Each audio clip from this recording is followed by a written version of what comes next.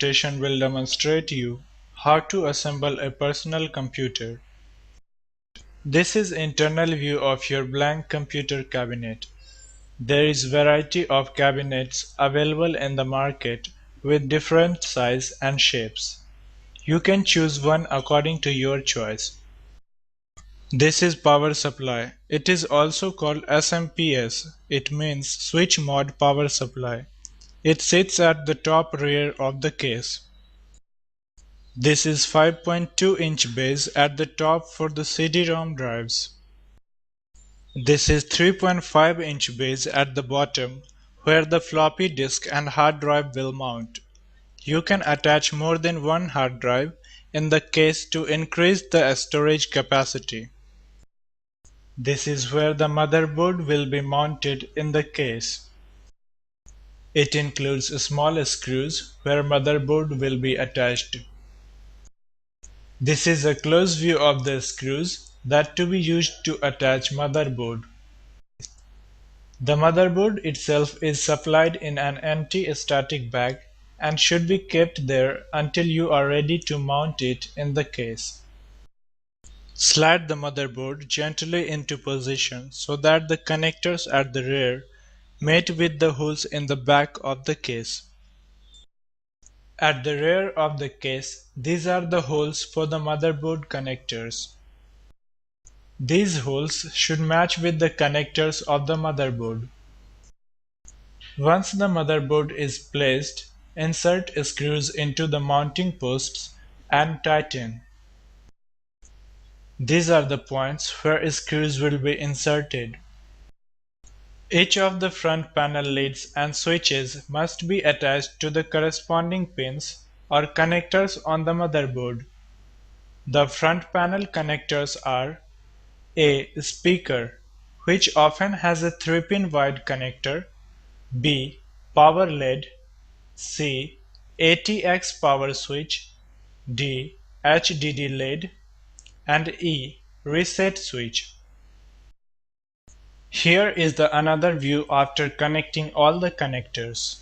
Let's have a close look at the connectors. You can see here the close look of front panel switch or LED connectors. The processor is supplied in a sealed plastic case with the matching heatsink and fan combination. Before inserting the processor, raise the lever at the side of the socket. The processor will be inserted into a zero insertion force socket. Now the processor can be dropped into the socket. No force will be required to insert the processor. This is zero insertion force socket where the processor will be placed. Note that in the marked area, two holes are missing.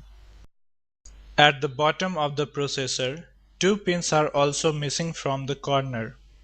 After inserting the processor, move the lever back down until it is parallel to the board. The processor will be securely clipped into the place. This is heatsink and fan combination for the processor. The processor generates so much heat that it needs a heatsink and fan, and it must make good contact with the heatsink. Now, the heatsink and fan can be clipped over the processor. Heatsink and fan vary in their design and the construction. Your model may be slightly different. The heatsink and the processor should closely in contact with each other. They should be fit tightly so that the heat can be transferred from processor to the heatsink. Then you can clamp it down by flipping the levers at either side of the heatsink. Now, the fan power cable can be attached to the CPU fan power connector of the motherboard. Here is another view at the CPU fan power connector. This is power lead which is to be connected to the motherboard. SMPS has many power cables, but it can be distinguished easily due to its size. Now attach the power supply lead to the motherboard.